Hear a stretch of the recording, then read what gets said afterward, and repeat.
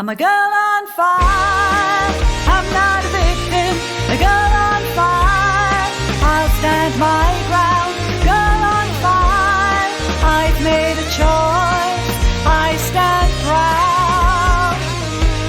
I'm a girl on fire, I'm a mother, a daughter, a sister, a friend, I'm every woman. I have taken up arms and I choose to defend all that.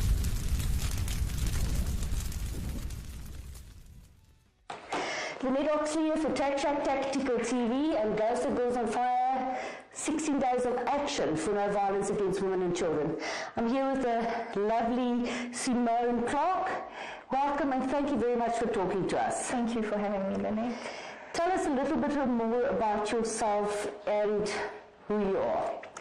Yeah, I'm just your average 28-year-old girl. Just pretty much run of the mill, nothing too special. I work as an accountant. I love the outdoors. I love animals. I love, just being a voice for the voiceless, basically. I'm nothing too special. I don't do great things, but every day is a great day. So. You have the hashtag I'm Every Woman, and you don't know your strength until you might think you're an ordinary woman, but you may do extraordinary things. Yeah. And I think speaking out is an extraordinary thing to do. So you're not just an ordinary woman. Yes, and that was part of me contacting you, as I felt that perhaps I can be a voice for somebody who needs a voice, and my story can resonate with somebody. You never know. So this journey of yours started at 8 years old. I'm going to first ask what exactly happened when you were 8 years old. What was going on in your mind? And did you know it was wrong and that you couldn't speak up? What went on in your mind? Yeah, so I think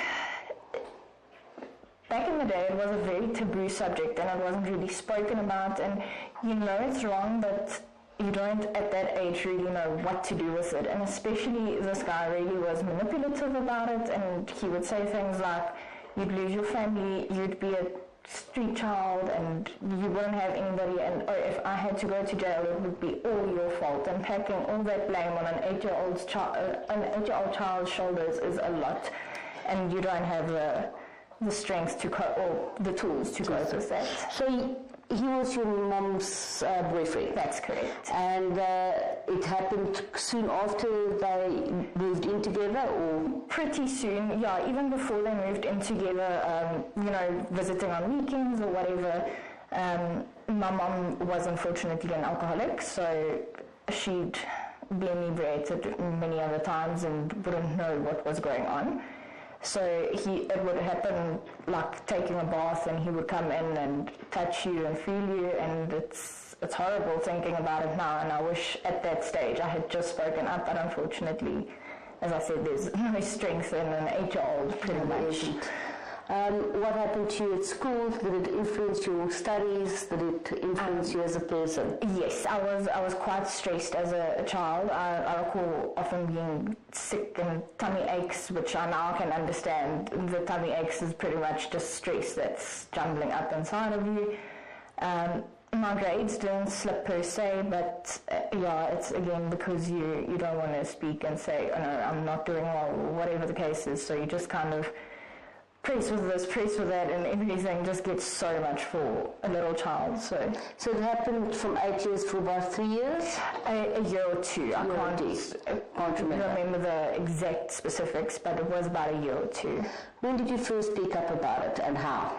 And why? Just after my mom and him had broken up, I went to her and I said to her that this had happened, and she contacted him, and he of course denied all of it, and nothing ever came from that again.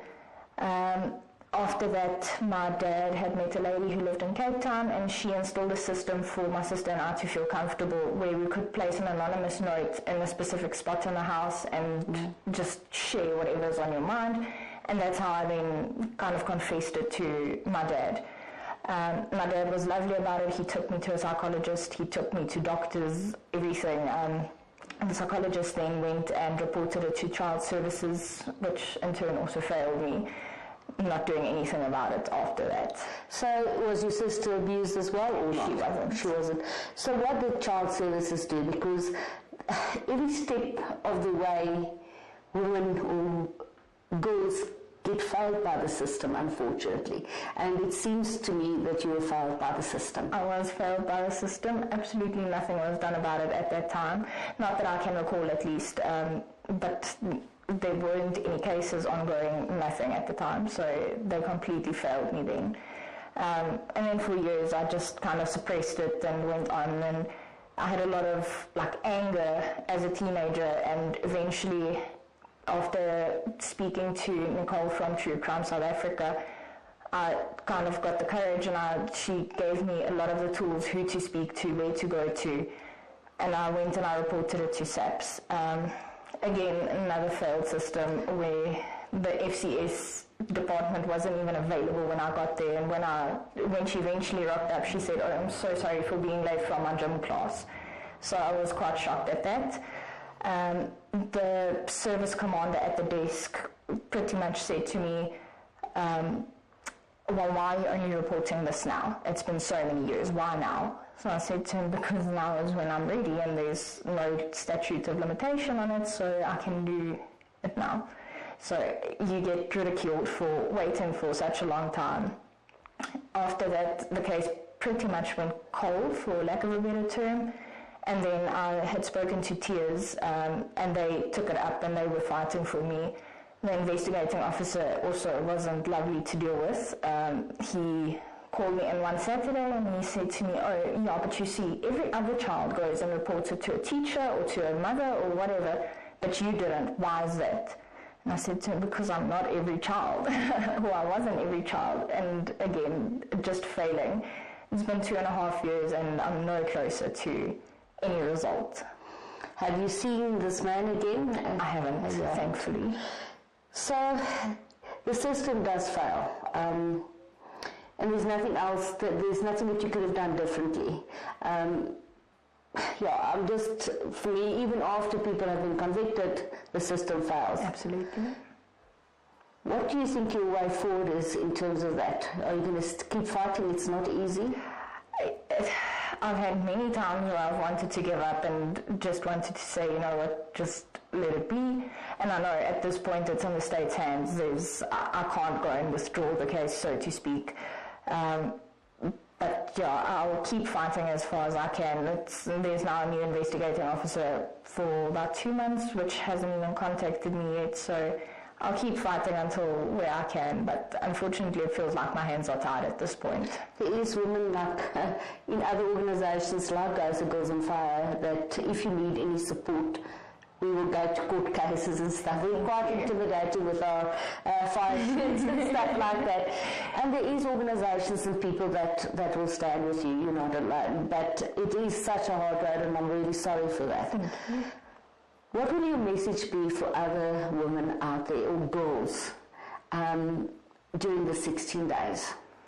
Never be afraid to speak your piece. You should speak up even if your voice trembles. Say your piece. Do what is the right thing to do, even if it's scary. And I know that there's a lot of manipulation, and I know that there's a lot of different things going on where people get abused for speaking up. But speak your piece. Have the strength within you. Find the courage within you. It's not easy to find the courage, but it will come to you. But the only thing I can say to people is, even if your voice shakes, speak up. Well, I wish you luck with you and strength through this process, and Girls on Fire, and I will be there for you. Thank you, Lynette. It was a pleasure meeting you. The same here, and I'm sure we'll see each other a lot in the future. I hope so. Thanks a lot. Thank you, Lynette.